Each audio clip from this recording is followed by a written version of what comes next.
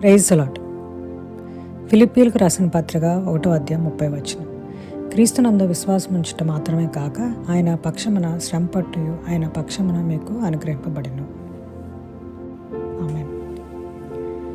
విశ్వాసులుగా ఉన్నప్పుడు చాలా విషయాల్లో మనకి భిన్న అభిప్రాయాలు ఉంటాయి, కానీ హృదయంలో సామరస్యం ఉండాలి అనేది బైబిల్ గ్రంథం చెప్తుంది.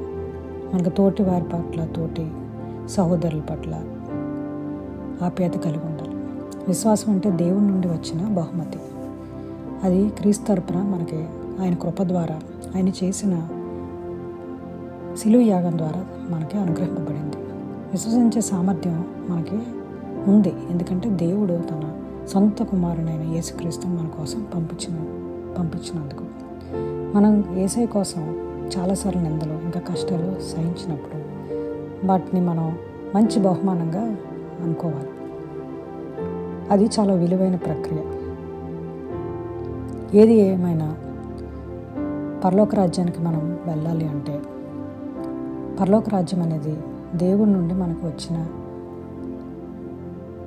బహుమతి మాత్రమే కాదు, కానీ విశ్వాసం ఇంకా సహనం, దానివల్ల వచ్చే మనకి ప్రతిఫలం. ఆమేన్.